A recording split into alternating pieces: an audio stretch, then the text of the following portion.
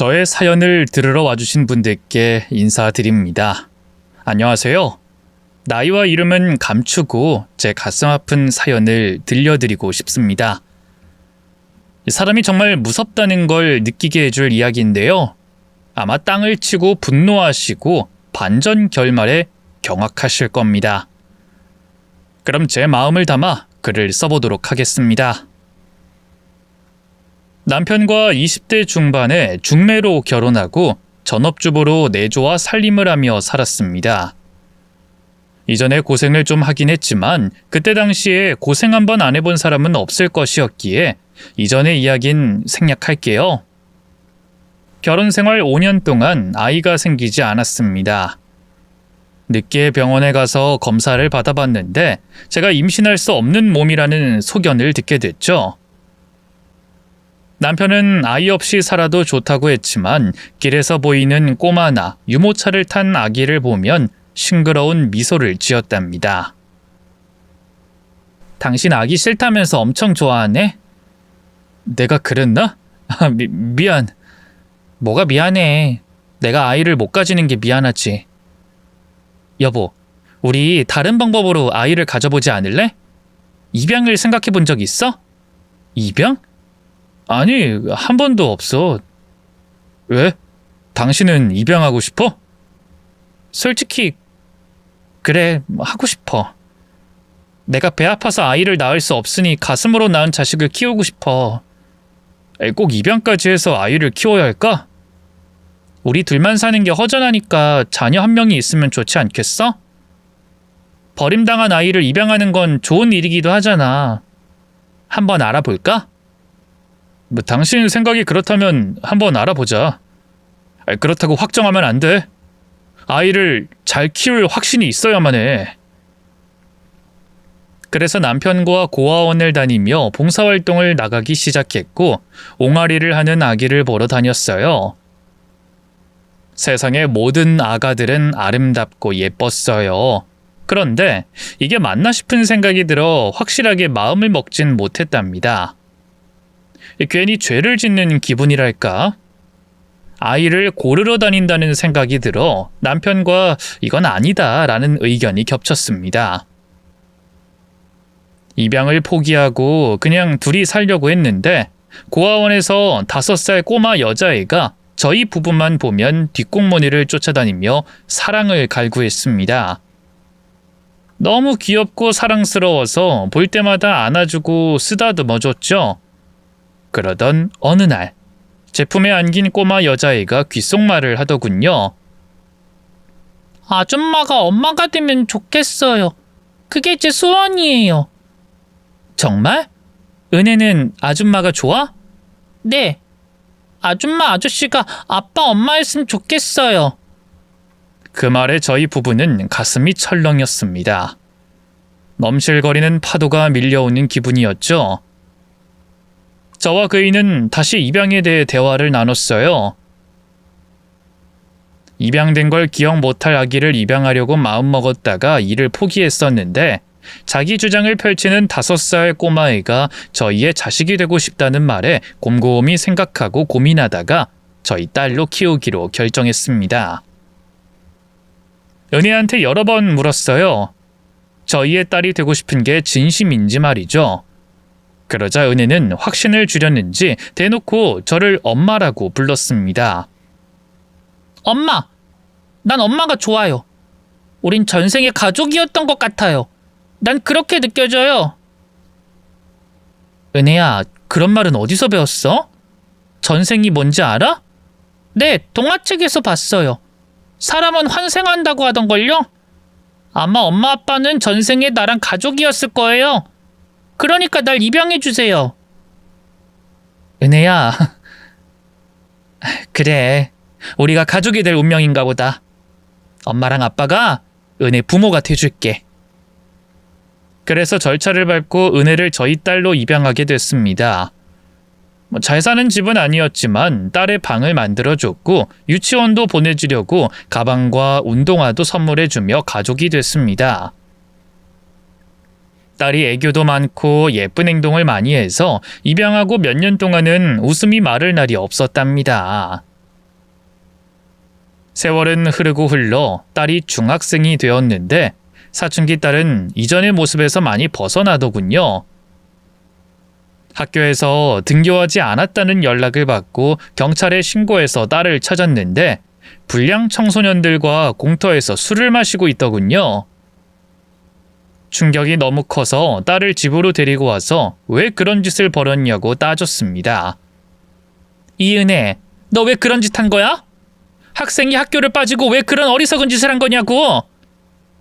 엄마, 스트레스 받아서 그냥 한잔한 거야. 별것도 아닌데 왜 이렇게 오바해? 스트레스? 오바? 은혜야, 엄마 아빠가 너만 보고 사는 거 모르니?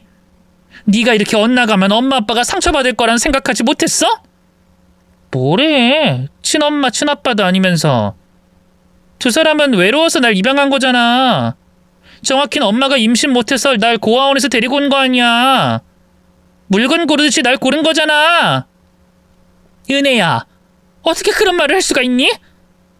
너 엄마한테 왜 이러는 거야? 우리가 뭘 잘못했니? 누가 그렇대? 그냥 하루 일탈한 거 가지고 하도 뭐라 하니까 성질난단 말이야. 딸의 막말에 심장에 바늘이 찔린 것처럼 아리고 아팠습니다. 화를 낼 기운조차 없더군요. 남편은 훈육하겠다고 딸을 방으로 데려가 손바닥을 때렸습니다. 몇 대 맞은 딸은 별것도 아니라면서 간지럽다며 더 심하게 때려보라고 그이에게 대들었습니다. 남편은 더 심하게 대하려다가 꾹 참고 딸방에서 나오더군요.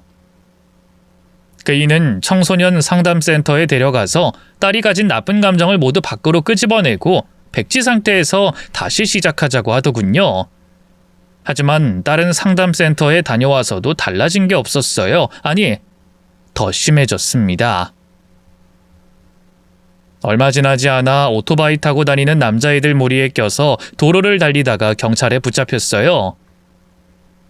놀란 가슴을 쓸어내리며 혼내기 전에 오토바이가 얼마나 위험한지를 길게 얘기해줬습니다.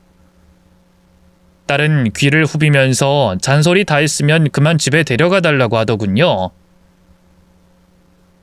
저와 남편은 교육에 문제가 있나 싶어서 전문가를 찾아가 저희의 잘못된 것이 있는지 오랜 시간 상담을 받았습니다. 전문가는 딸이 사춘기를 겪는 것인데 남들과 달리 입양아라서 심한 반항을 하는 것이라고 했어요. 그런 말은 저도 할 수 있겠다고 따지며 해결 방안을 일러달라고 했더니 기다리라고 하더군요. 시간이 지나면 분명히 달라질 것이라는 말을 하고 저희 부부를 내보냈습니다. 한동안 딸이 사고를 치지 않긴 했지만 저희 부부를 등한시했어요. 묻는 말에 대답하지 않는 건 능사였고 인사를 해도 눈을 보지 않더라고요. 그러다 학교에서 선생님께 전화가 왔어요. 문제를 일으켰다고 해서 가봤더니 딸이 한 학생을 왕따시키고 괴롭히고 돈까지 빼앗았답니다. 또 손찌검도 많이 해서 피해 학생이 다쳤다는 말도 하더군요. 저와 남편은 피해 학생과 부모에게 무릎 꿇고 사죄했지만 용서를 받지 못했어요. 그래도 학교에서 심한 처벌을 결정하지 않고 강제 전학으로 사건을 종결했습니다. 그런데 전학 간 학교에서도 딸은 사고를 많이 쳤어요. 돈을 빼앗고 때리고 따돌리는 짓을 하는 건 물론이고 모든 일의 주동자였습니다. 결국 학교에서 퇴학 처리됐답니다. 저희 부부는 딸을 정신과로 데려갔어요. 안 가겠다는 걸 억지로 끌고 가서 상담받게 했죠. 의사 선생님은 충동적인 행동과 분노가 반복적으로 나타나는 문제와 타인의 권리를 무시하고 반하는 반사회적 인격 문제가 있다고 평가했습니다. 스트레스와 우울증도 있다며 적극적인 치료가 필요하다고 했죠. 그래서 처방한 약을 복용하게 하며 딸이 조금이라도 달라지길 기다렸어요. 학교에 나가지 않으니 집에 여러 선생님을 불러 심리치료도 하고 그림도 그리고 공부도 시켜줬습니다. 그런데 딸애는 자기를 정신병자 취급한다며 심하게 대들었습니다. 엄마 아빠, 날 애 취급하는 거야? 나 이젠 17살이라고. 다 컸다고. 내 정신 멀쩡하니까 이상한 교육 좀 그만 시켜. 은혜야, 조금만 참고 해보자. 엄마 아빠도 더 좋은 부모가 되려고 공부하고 연구하고 있다고. 같이 노력해서 우리 가정이 예전처럼 평온하고 행복하게 만들어보자. 부탁이야. 그랬더니 딸아이 입에서 욕설이 튀어나오더군요. 그걸 들은 남편이 참지 못하고 딸의 따귀를 날렸습니다. 이 녀석아, 엄마한테 무슨 말버릇이야? 그런 심한 욕을 부모한테 한다는 게 말이 돼? 지금 날 친 거야? 아빠, 똑같이 맞아봐. 얼마나 아픈지 맞아보라고! 딸아이가 남편의 뺨을 날리더니 집안의 물건을 저희에게 집어던지더군요. 말려봐도 소용이 없었죠. 결국 남편은 딸을 더 심하게 혼냈어요. 정신 차리라고 제발 예전의 딸로 돌아오라며 사정없이 손찌검을 하는데 딸아이가 10배로 돌려주더군요. 바닥에 넘어진 남편은 팔이 부러졌고 뇌진탕까지 당했답니다. 병원 치료를 하면서 남편과 여러 대화를 나누다가 더는 안 되겠다며 특단의 조치를 내리기로 했답니다. 보호자의 신청으로 딸은 정신병원에 입원하게 됐습니다. 집에 찾아온 정신병원 간호사들의 손목을 깨물고 발로 차면서 심하게 거부했지만 힘이 장사인 병원 관계자들이 차에 태워서 병원에 입원시켰답니다. 다행히 저와 남편은 가슴앓이를 하면서 억지로 딸을 보내줬죠. 정신병원 의사 선생님과 길게 대화를 나눴는데 입원시키길 100번 잘했다고 말씀하셨습니다. 은혜 부모님이 그동안 얼마나 힘들었을지 알 것 같습니다. 제가 책임지고 낫게 해줄게요. 시간이 걸리겠지만 저만 믿으세요. 박 선생님, 제 딸 잘 부탁드립니다. 마음의 건강을 꼭 되찾아서 내보내주세요. 시간이 얼마나 걸릴까요? 그건 아무도 장담 못하지만 최소 2년은 받아야 할 것 같습니다. 그렇게나 오래요? 더 빨리는 안 될까요? 최선을 다해보죠. 그럼 다음 면회 때 뵙겠습니다. 의사 선생님은 책임감 넘치는 눈빛으로 저희 부부를 안심시켜줬습니다. 그리고 6개월 뒤에 상태가 좋아진 걸 깨닫고 퇴원시켜달라고 말했어요. 하지만 선생님은 아직 더 있어야 한다고 주장했죠. 선생님, 제 딸이 많이 답답한 모양이에요. 그만 퇴원하는 게 좋겠어요. 좋아지긴 했는데 아직은 무리라고 생각이 듭니다. 물론 결정은 부모님이 하셔도 되지만요. 그럼 약 꼭 챙겨 먹게 해주세요. 다시 말하지만 좋아지는 것 같으면서도 다시 원래대로 돌아갈 수가 있으니까요. 아시겠죠?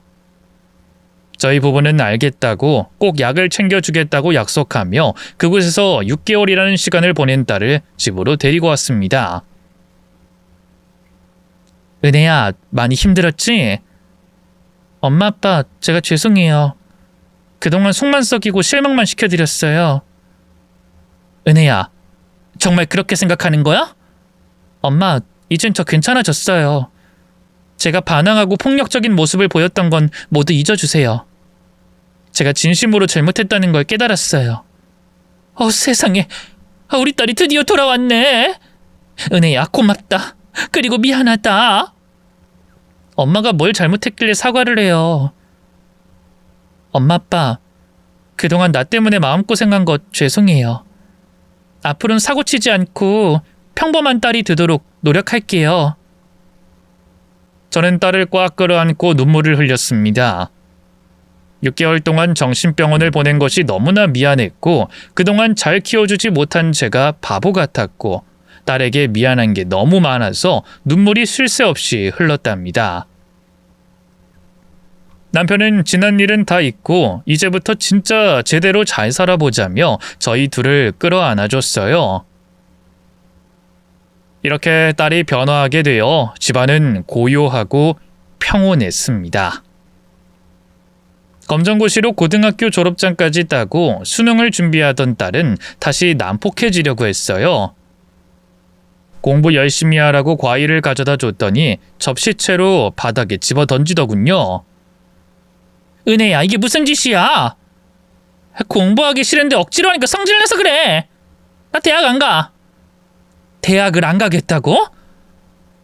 그래, 그렇게 해. 아무도 너한테 억지로 시키지 않아. 대학은 네가 가고 싶다고 했잖아.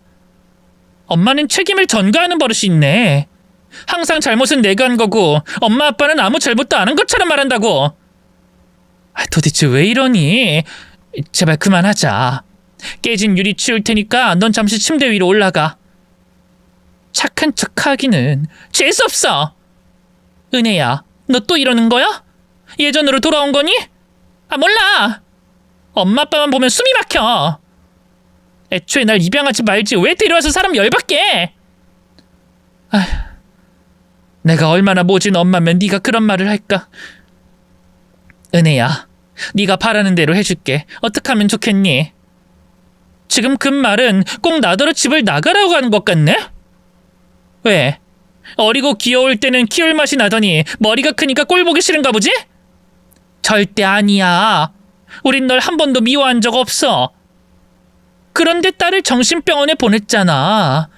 세상에 어떤 부모가 그런 짓을 해?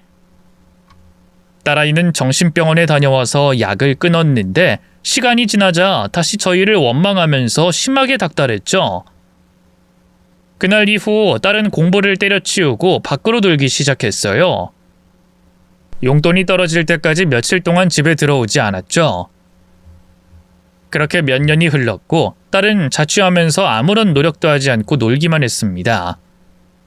그런 딸을 바라보면서 남편의 몸이 심하게 망가졌어요.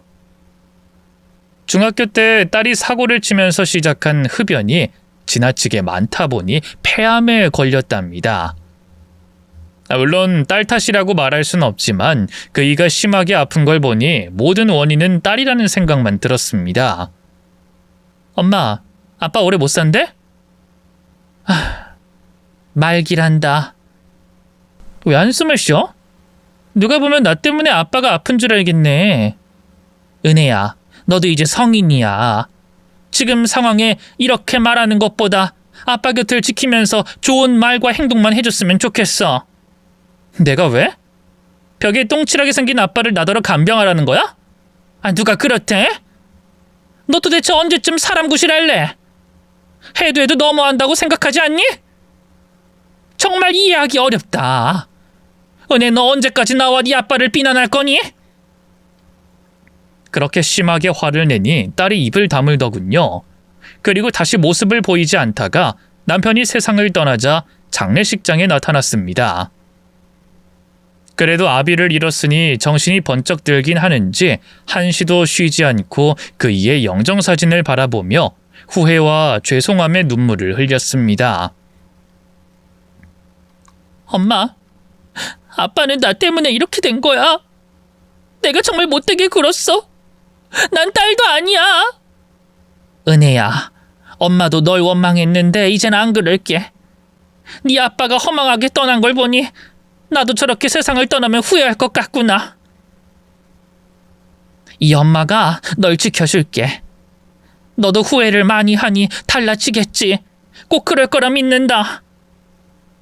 응, 내가 잘못했어. 엄마만큼은 나 때문에 속병에 걸려 돌아가시게 만들지 않을 거야. 효도는 못하더라도 불효는 그만할게. 자식을 다시 용서하고 보듬어주며 다시 한 집에 잘 지내보기로 했어요. 그런데 남편의 보험금이 나오자 딸이 그 돈을 요구하더라고요. 엄마, 나 장사를 해볼까 하는데 아빠 보험금으로 작게 식당 차리면 어떨까? 식당 하고 싶어? 응, 나 진짜 잘할 자신 있어. 한 번만 믿어줘. 저는 통장을 건네주며 하고 싶은 장사를 하라고 했습니다.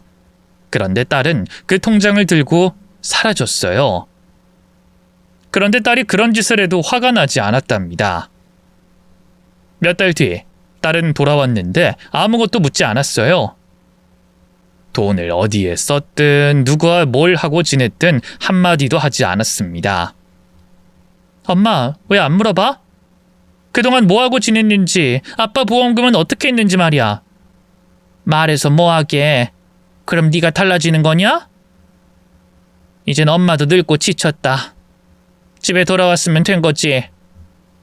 오, 이제야 좀 엄마 같은데? 앞으로 이렇게 하란 말이야. 나한테 싫은 소리 한마디도 하지 말고 그냥 내버려 두라고. 알겠지? 집에 얼마나 있다 나갈 거니? 엄만 돈도 없고 기력도 없다. 엄마는 날 뭘로 보고 그런 말을 해? 난 진짜로 정신 차렸어. 지금 회사 잘 다니고 있다고. 회사? 뭐 하는 회사인데? 판매하는 일이야. 화장품 판매.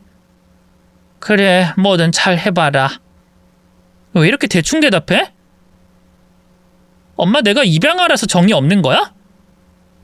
딸아이는 여전히 철부지에 예의가 없었고 부모에게 미안하거나 감사한 걸 모르고 있더군요. 따지기도 혼내기도 싫어서 그냥 희미한 미소를 보이고 말았답니다. 그런데 딸이 하는 일은 다단계였고 큰 빚을 지게 되면서 저에게 도와달라고 하더군요. 엄마, 나 1억만 줘. 1억? 그 돈이 네 집 개 이름이니? 달라고 하면 턱 나오는 줄 알아? 이번엔 또 뭔데? 무슨 사고를 친 거야? 화장품 판매. 그거 다단계였는데 잘 안 됐어. 아씨, 조금만 열심히 하면 다이아 달아준다고 했는데 이것들이 날 이용해 먹기만 했다고. 다단계? 아이고, 그거 사기죄로 고소해도 돈을 돌려받는 거 어렵다며. 그러니까 돈 달라고 하는 거 아니야. 엄마 내가 신용불량자가 되면 좋겠어? 은혜야, 언제쯤 평범한 인생을 살 거니? 이 엄마가 그렇게 큰 죄를 지었니? 나한테 반항하려고 매번 문제 일으키는 거야? 아니 엄마는 여기서 그런 말이 나와? 내가 지금 위기니까 도와준다고 좋게 말하면 덧나? 누가 들으면 내가 엄청난 사고를 친 줄 알겠어. 엄청난 사고 친 거 맞거든? 네 아빠가 그렇게 돌아가셨는데 정신을 조금도 안 차린 걸 보면 내 속이 정말 문드러진다. 그래서 돈 갚아줄 거야 말 거야? 저는 책임의식을 가지고 돈을 갚아줬습니다. 뭐 어찌됐든 간에 딸이 저지른 짓이고 딸에게 당한 다른 피해자도 있으니 큰 돈을 갚아주고 끝냈답니다. 몇 년 동안 딸은 다른 일을 한다고 했는데 잘 안 됐어요. 돈이 필요하다며 연금 통장에 돈을 받아갔습니다. 거부하고 안 줬더니 지가 비밀번호를 알아내서 돈을 뽑아 쓰더라고요. 정말이지 정신을 차릴 줄 모르고 똑같은 패턴으로 살았습니다. 우울증이 심해진 저는 집안에 틀어박혀서 사람 자체를 만나지 않고 지냈어요. 세월은 또다시 흘러 딸아이가 30살이 되어 결혼할 남자를 데리고 왔답니다. 엄마, 오랜만이야. 이쪽은 내 남편감이야. 어때? 은혜야, 결혼하겠다고? 왜? 내가 결혼하는 거 싫어? 아니다, 잘했다. 아주 좋은 소식이네. 엄마가 이런 날이 올 거라 생각하고 귀금속 다 팔고 몰래 비상금으로 챙겨둔 돈이 있다. 혼수 마련하는데 보태거라. 엄마는 역시 항상 뭔가 계속해서 나온다니까. 고마워 엄마. 나 잘 살게. 근데 이 남자는 누구니? 방금 소개했잖아. 내 신랑감이라고. 아유, 내 정신 좀 봐라. 요즘 이렇게 깜빡깜빡 한다니까. 엄마, 괜찮은 거 맞아? 저는 우울증에 이어서 치매 초기까지 찾아왔답니다. 단순한 건망증인 줄 알았으나 병원에 가서 정밀 검사를 했더니 치매 초기라고 하더라고요. 약을 빼먹지 말고 잘 챙겨 먹으면 좋아질 거라는 말을 듣고 돌아왔습니다. 엄만 괜찮아.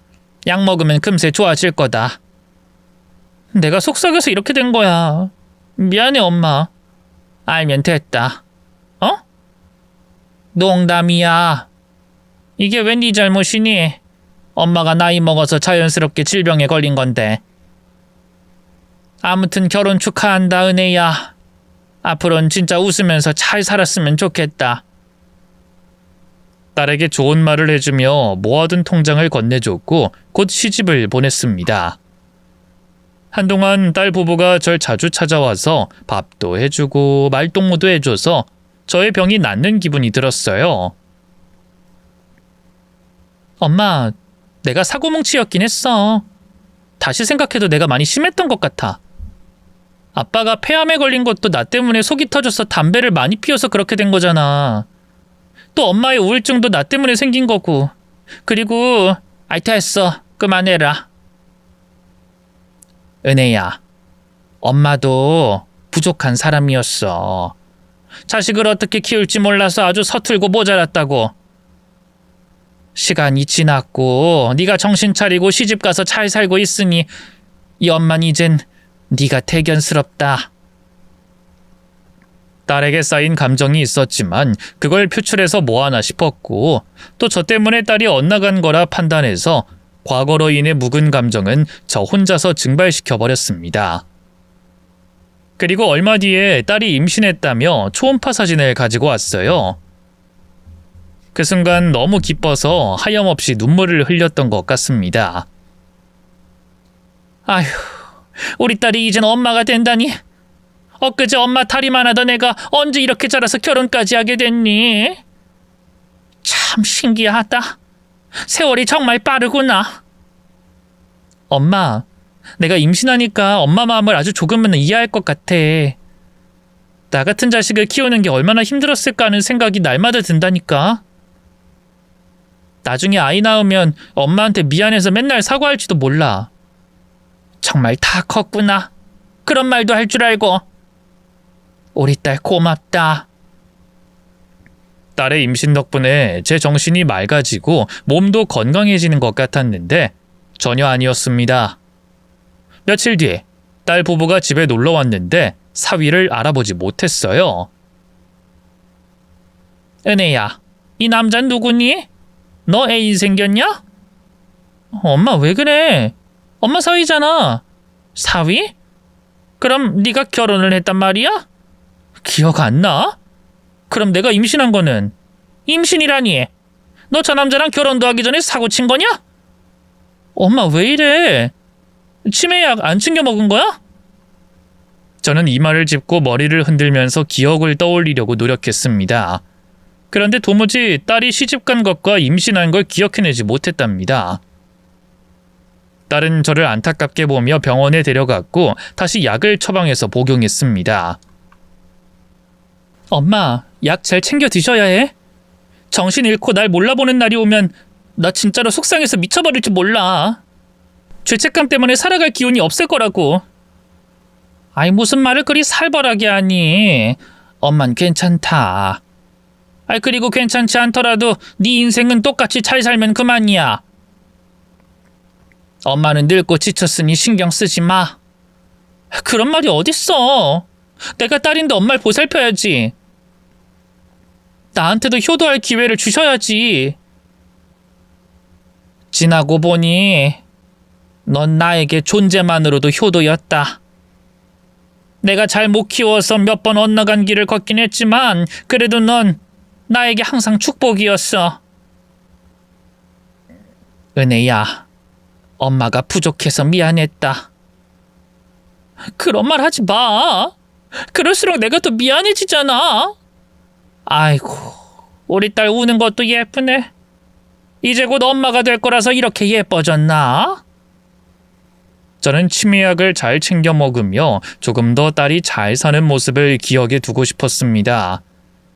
하지만 약을 먹으면 먹을수록 피곤하고 늘어지고 우울해져서 자꾸 피하게 되더라고요. 엄마 약 안 드셨어? 꼭 챙겨 드시라고 했잖아. 그거 먹으면 몸이 너무 피곤해서 힘들어. 더 좋아지는 것 같지도 않아서 띄엄띄엄 먹으려고 한다. 에이, 선생님 말씀 못 들었어? 더 심해지는 걸 막으려면 무조건 챙겨 먹어야 한다고 했잖아. 안 되겠어. 내가 매일 와서 체크해야겠네. 엄마 약 안 드시면 내가 억지로라도 먹여드릴 거야. 딸아이는 만삭의 몸이 되어도 저를 보러 집에 와줬습니다. 제가 임산부를 챙겨줘도 모자랄 판이었는데 말이죠. 얼마 뒤에 건강한 손녀를 출산한 딸은 몸조리를 하고 가정에 충실하면서 잘 지냈어요. 저도 자주 딸 집에 가서 손녀를 보고 살림을 아주 조금 도와주고 돌아오곤 했답니다. 그런데 경제적으로 부족한 게 있는지 딸이 돈이 있느냐고 묻더군요. 엄마, 사위가 회사에서 잘렸대. 처자식을 두고 직장에서 잘리면 어떡하라는 건지 모르겠어. 엄마, 당장 생활비가 없는데 도와줄 수 있어? 나야 매달 연금 나오니까 그거라도 괜찮으면 받아. 연금? 너무 죄송한데 엄마, 혹시 다른 재산은 없어? 아빠가 돌아가시기 전에 땅이 있다고 하지 않았나? 그 땅 팔아서 다단계 빚 갚아줬다. 다른 재산도 네가 학교 다니며 사고 칠 때마다 합의금으로 갚아줬고. 이젠 돈 없다. 그랬구나. 미안해 엄마. 괜한 말해서. 그럼 가진 건 집밖에 없겠네? 그렇지. 그럼 내가 집 팔아서 줄까? 그럼 엄마가 어디서 지내라고? 그런가? 내가 네 집에서 지내는 건 좀 아니지? 나도 엄마 모시고 살고 싶지. 근데 내 남편 입장이랑 시부모님 입장도 있잖아. 엄마 집은 그냥 놔둬. 엄마의 보금자리를 빼앗고 싶진 않아. 그래, 그럼 내 연금을 생활비로 써. 일단 먹고 살아야 하니 부족하지만 그거라도 받아 쓰거라. 딸은 일을 다니지 않았고 사위는 회사에서 잘려 당분간 사업 준비를 한다고 했어요. 사돈 집에서 사업을 시켜주겠다고 해서 몇 달 정도는 제가 생활비라도 주기로 했답니다.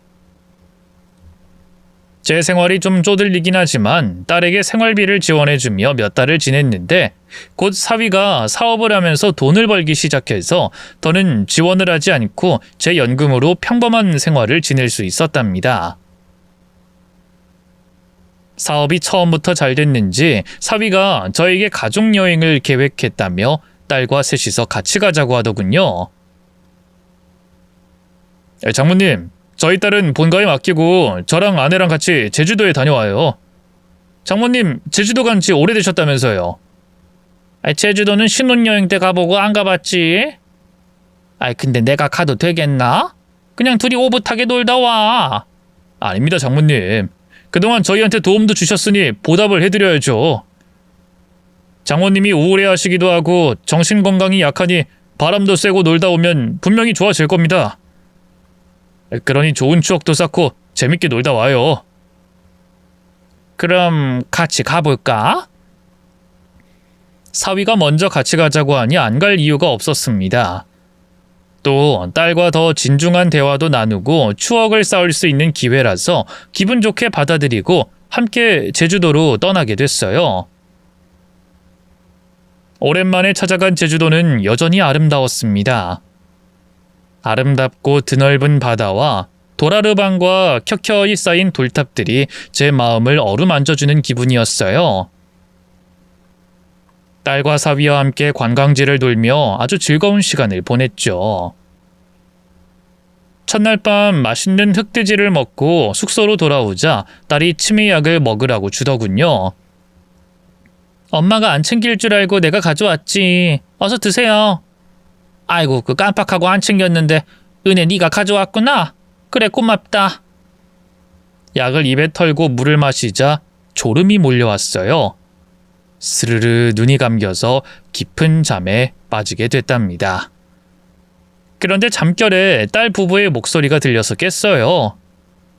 눈은 뜨지 않고 대화를 엿들었습니다. 장모님 잠든 거 맞지? 당연하지. 치매약 대신 수면 유도제를 먹였다고.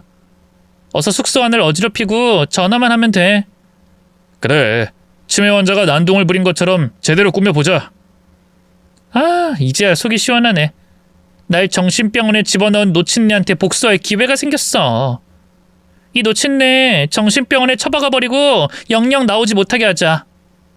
그리고 법적 대리인으로 내가 엄마 재산 관리하라고 결정되면 노친네 집 팔아버리면 장땡이야. 이렇게 쉬운 일이 세상에 또 있겠어? 야, 우리 마누라 정말 똑똑하네. 다음엔 우리 부모님도 비슷하게 만들어서 재산 뜯어내자. 내 부모들도 날 입양하고 얼마나 하대하고 무시한 줄 모른다고. 그것들한테 꼭 복수하고 말 거야. 여보, 우리 둘이 못할 게 뭐가 있어. 다 원하는 대로 이뤄질 테니까 아무 걱정하지 마. 우린 우리 딸이랑 셋이 잘 사는 것만 생각하면 돼. 대화를 들어보니 딸은 제가 생각하는 딸이 아니었습니다. 저를 정신병원에 넣으려고 제주도로 끌고 온 것이었답니다. 그동안 제가 먹었던 치매약도 모두 다른 약과 바꿔치기 해서 몸이 늘어지고 피곤하기만 했던 겁니다. 사위가 숙소를 개판으로 만드는 걸 실눈으로 봤고 딸이 정신병원에 연락하는 소리를 들었습니다. 저는 기회를 보고 도망칠 생각이었습니다. 딸 부부가 정신병원 차가 도착하기 전에 간단하게 요기할 맥주와 안주를 사온다고 하며 자리에서 일어나길래 긴장의 숨을 내쉬며 일어났습니다. 그리고 숙소 현관문을 살며시 열었어요. 제 눈앞에 딸이 희죽거리고 있더군요. 내 말 맞지? 깨어 있었다고 했잖아. 우리 대화 다 듣고 있었다고. 야, 장모님. 잠자는 연기를 기가 막히게 잘하시네요. 근데 어쩌죠? 지금 사람들이 도착해서 올라오고 있다는데.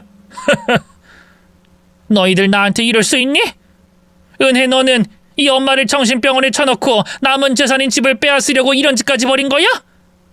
네 입으로 말해봐라. 맞아. 엄마도 그 지옥 같은 정신병원에 들어가 봐.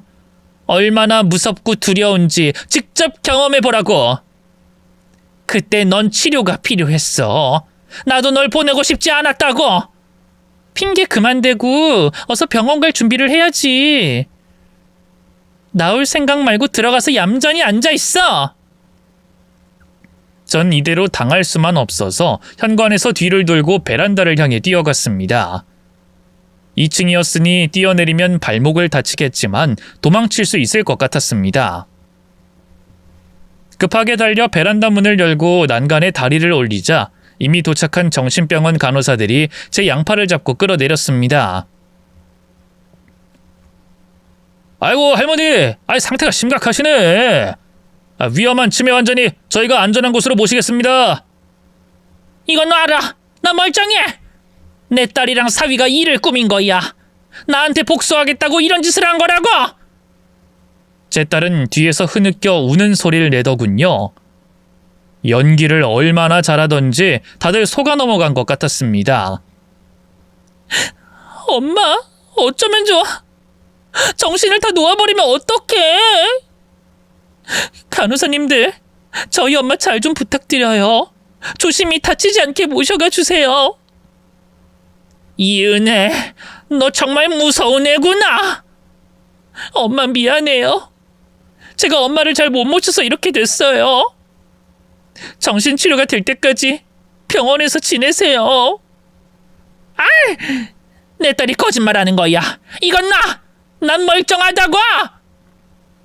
하지만 아무도 제 말을 듣지 않았습니다. 저는 사설 구급차에 강제로 타게 됐고 제주도의 조용한 정신병원으로 끌려갔답니다. 간호사가 주사를 놔주고 오랜 시간을 자고 일어났습니다. 제가 치매 초기가 맞지만 이 모든 건 잘못된 것이라는 걸 사고할 수 있었답니다. 그래서 간호사에게 의사를 불러달라고 했어요. 이봐요 간호사, 의사 불러줘요. 내가 확실하게 괜찮다는 걸 보여줄 테니 당장 불러요.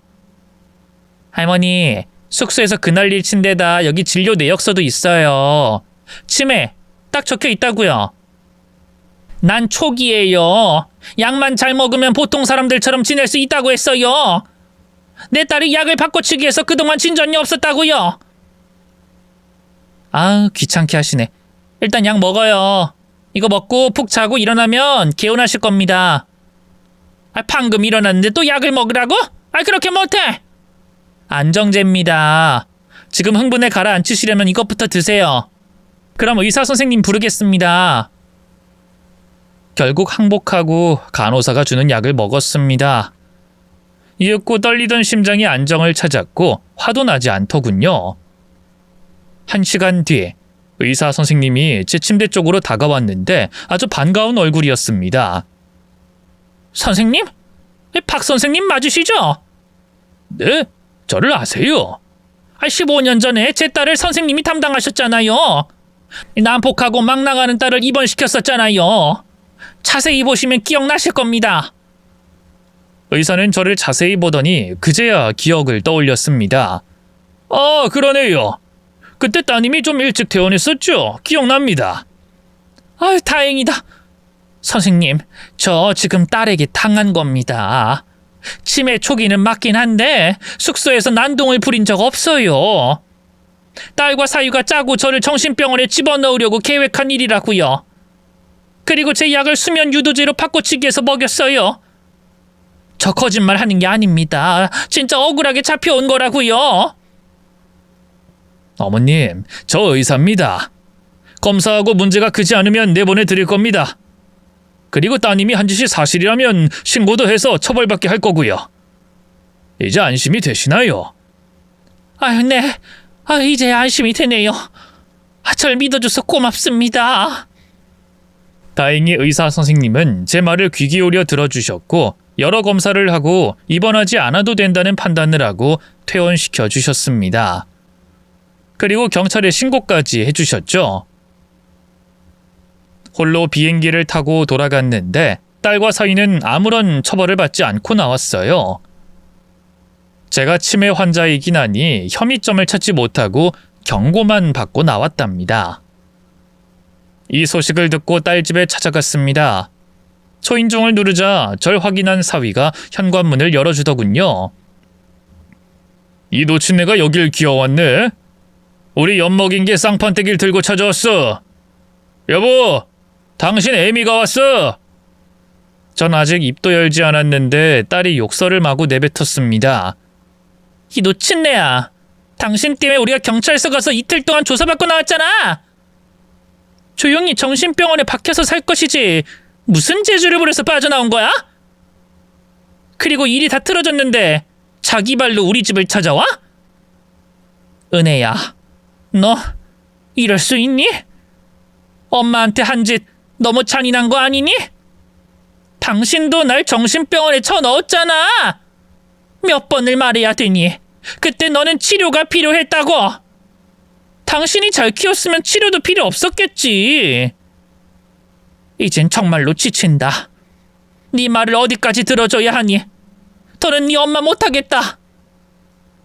이 늙은 여우야, 난 한 번도 당신을 내 엄마로 생각한 적 없어. 고아원에서 사는 게 지겨워서 꼬랑지 흔들면서 당신 부부를 꼬신 거라고. 당신 남편이 돼줬으면 당신도 빨리 보험금이나 남겨주고 떠나야 할 거 아니야. 왜 이렇게 명줄이 긴 거야? 은혜야, 지금부터 네 엄마 안 할 거야. 누가 엄마 노릇 해달래? 돈이나 다 주고 지옥으로 꺼져버려. 저는 딸의 뺨을 날렸고 사위의 멱살을 잡고 힘을 줘서 넘어뜨렸습니다. 분노가 크니 힘이 저절로 생기더군요. 하지만 딸 부부가 같이 덤벼들자 도리어 제가 얻어맞았습니다. 노친네야, 내가 당신 못 때릴 줄 알았냐? 좋게 좋게 해결하려고 손을 안 댔더니 무서운 줄 모르고 까불고 있어. 당신 오늘이 제삿날인 줄 알아? 딸이 제 뺨을 사정없이 갈기자 머리가 빙빙 돌더군요. 그러다 아무렇게나 팔을 휘젓다가 곧 딸의 머리채를 잡게 됐고 다른 손에 잡힌 장난감 마이크로 얼굴을 후려 갈겼습니다. 딸이 개거품을 물고 쓰러지자 사위놈에게도 장난감 마이크를 휘둘렀어요.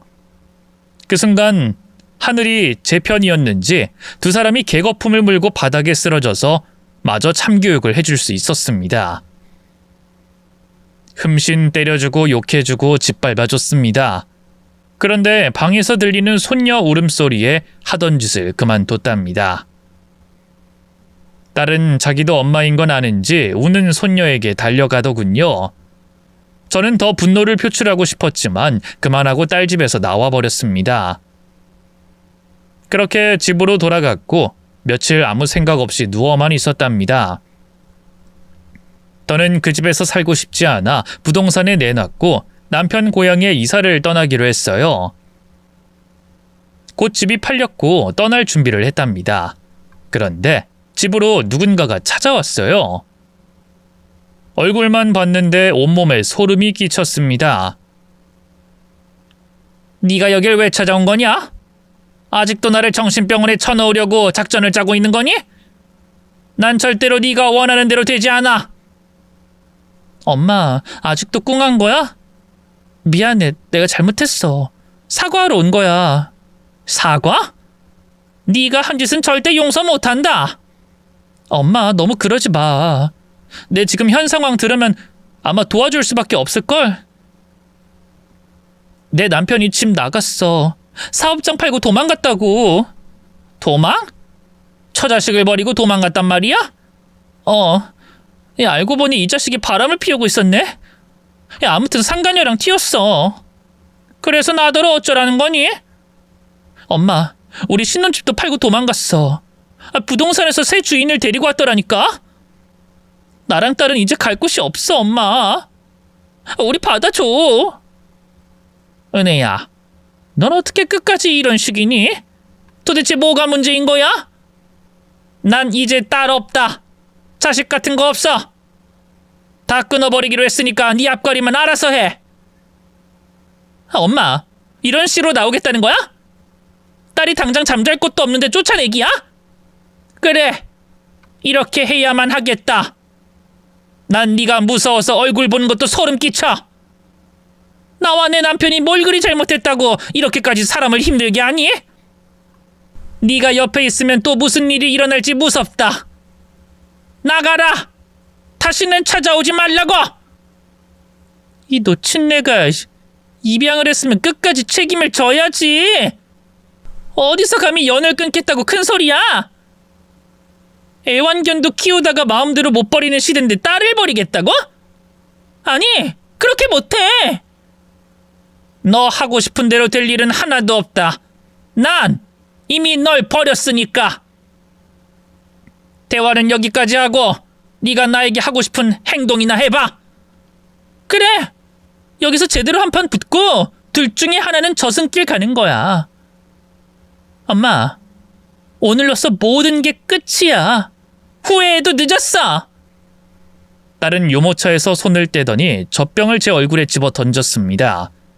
이를 피하고 달려가서 귀싸대기를 세게 후려쳤답니다. 아이씨! 세상에 어떤 엄마가 딸에게 이런 짓을 해! 역시 당신은 내 엄마가 아니라 사탄이야. 오늘 지옥 갈 각오해! 그렇게 소리 질렀지만 제가 이미 딸을 제압하고 흠씬 두들겨 패주고 있었습니다. 제 남편을 생각하며 저에게 한 짓들을 떠올리며 분노의 주먹질을 쉬지 않고 했죠. 한참 동안 두들겨 팼더니 딸은 온몸을 잡고 앓는 소리를 하더군요. 가만두지 않을 거야. 당신이 날 이렇게 버리는 거 크게 후회하게 될 날이 올 거야. 후회는 하겠지. 하지만 내가 살려면 널 버려야 해. 진작 해야 할 것을 너무 늦춘 게 억울하다고. 다시 딸의 뺨을 갈기고 유모차와 함께 제 집에서 쫓아냈습니다. 딸은 어디로 돌아갔는지 모르고 저는 이튿날 이사를 떠나게 됐어요. 핸드폰 번호를 바꿨고 호적 등본에 제가 이사간 주소가 나오지 않게 요청해서 딸이 저를 못 찾게끔 조치를 취했습니다. 남편의 고향에 마련한 집은 매우 고요하고 조용했습니다. 몇 달 뒤 경찰서에서 연락이 왔는데 제 딸의 소식이었습니다. 은혜 씨 어머님 되시죠? 이젠 아닌데요. 네? 호적엔 어머님으로 되어 있으시던데요. 무슨 일로 전화하셨죠? 이은혜 씨가 시부모님 되시는 분들을 공격했어요. 심하게 다치셔서 응급실에 갔습니다. 지금 이은혜 씨는 도주 중이고요. 그 애가 시부모님도 그렇게 했답니까? 아무튼 나랑은 상관없는 사람이에요. 경찰이 알아서 법대로 해결하세요. 뭐 잡아서 콩밥을 먹이든 정신병원에 쳐넣든 알아서 하라고요. 저는 그렇게 말하고 전화를 끊어버렸습니다. 경찰은 제 말을 못 알아들었는지 한 달 뒤에 다시 연락을 줬답니다. 저 이은혜 씨 소식을 전하려고 연락드렸습니다. 그 무전 취식으로 경찰서에 잡혀왔습니다. 네? 무전 취식이요? 네. 그 이은혜 씨는 지금 노숙 중입니다. 아이는 시댁에서 키우고 있고요. 그건 다행이네요. 아기가 고생하지 않고 보금자리를 찾은 것 같네요.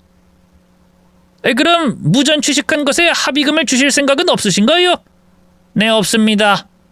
노숙 중이라고 하니 차라리 감옥에 가서 지내는 게 낫겠군요. 아유, 그러지 마시고 한번 도와주시는 게... 아니요, 싫습니다. 그 애가 어떻게 되든 더는 상관 안 해요. 제가 연락을 바라지 않으니 앞으로는 그 애 소식 전하지 말아주세요. 부탁드립니다. 그렇게 전화를 끊어버렸습니다. 나중에 문자로 결과를 전해 들었는데 은혜의 시부모가 무전취식에 대한 합의금을 내주고 집으로 데려갔다네요. 사위는 상관녀 어디서 뭘 하고 사는지 모르고요. 정말 요지경 그 자체였답니다. 얼마 뒤에는 사돈이 제 연락처를 어떻게 알았는지 연락했어요. 은혜에게 독립자금을 주고 내보냈다고 하더군요. 여전히 손녀는 사돈 부부가 키운다고 합니다. 1년 동안 조용히 아늑하니 시골에서 천천히 흘러가는 시간을 즐기며 지냈습니다. 그런데 제 정막을 깨는 일이 생겼어요. 딸이 찾아왔답니다. 엄마. 저는 고개를 돌리며 모른 채 했습니다. 엄마, 내가 미안해. 잘못했어. 너 시부모님한테 독립자금 받고 나갔다면서 왜 거짓거리냐? 그리고 여기는 어떻게 알고 찾아온 거냐? 사람 써서 알아냈어. 엄마, 사과하고 싶어서 왔어. 사과? 그거 받아주면 내 눈앞에서 사라지는 거니? 엄마, 그러지 말고 마음 풀어. 엄마, 나 갈 데가 없어. 이젠 어디서 돈 나올 구멍이 하나도 없다고. 나도 돈 없다. 은혜야, 너한테 할 만큼 했다. 이젠 나도 좀 쉬자. 제발 나를 안 찾아오면 안 되겠냐? 난 너만 보면 무서워. 몸서리치게 두렵단 말이야. 그럼 집 담보로 대출받아서 딱 1억만 해줘. 나 제대로 된 인생 살려면 자본이 필요해. 내가 그 돈을 해줄 거라 생각하니? 어림없다. 당장 꺼져. 놓친 내 여전하네. 펄펄 뛰면서 성질 내는 거 보니까 아주 오래 살게 생겼어. 너야말로 여전하구나. 그 비열한 입으로 막말하는 거 조금도 변하지 않았어. 엄마, 나 돈 못 받으면 절대 못 가. 엄마 귀찮게 할 거야. 나 보면 무섭다고 했지? 그럼 매일 공포에 떨게 해줄까? 협박까지? 그래, 너 하고 싶은 대로 해봐. 딸을 무시하고 달아나려고 하자 제 앞을 가로막더군요. 이에 저는 소리를 질러 도움을 청했습니다. 마을 사람들이 몰려들었고 무슨 일이냐고 묻길래 사실대로 말했습니다. 제가 전에 말했었죠. 저한테 딸이 하나 있는데 무서운 존재라고요. 오늘 그 딸이 저를 겁주려고 찾아왔어요. 돈을 내놓지 않으면 가만두지 않겠답니다. 여러분들이 좀 도와주세요. 그 순간 마을 사람들은 손에 낫을 들고 몸을 풀더군요. 딸은 그걸 보고 지레 겁을 먹고 불이 나게 도망쳤습니다. 이 망할 놓친 애야. 이게 끝이 아니야. 다음에 반드시 복수하고 말겠어. 너야말로 명심해라. 난 네 엄마가 아니야. 다음에 오면 무슨 짓을 할지 모르니 찾아오지 않는 게 좋을 거다. 이건 마지막 경고야. 그 뒤로 딸의 안부는 아무것도 전해 듣지 못합니다. 물론 알고 싶지도 않고요. 처음 딸을 입양할 때 끝까지 책임지고 사랑하기로 다짐했는데 이렇게 안 좋은 결과를 낳게 되어 스스로에게 부끄럽습니다. 하지만 저의 선택에 후회는 없어요. 억지로 인연을 이어가려고 노력한 것이 미련하다는 걸 이제야 깨닫습니다. 저는 시골에서 잘 지내고 있어요. 치매는 아주 좋아졌어요. 기억을 잃고 길을 헤매는 일은 아직 없답니다. 남은 노년을 남편의 고향에서 지낼 거예요. 이 채널의 사연을 들으며 많은 위로를 받으면서 말입니다. 그럼 제 사연은 여기서 줄이겠습니다. 경청해주신 분들 모두 행복하시길 기원해요. 안녕히 계세요.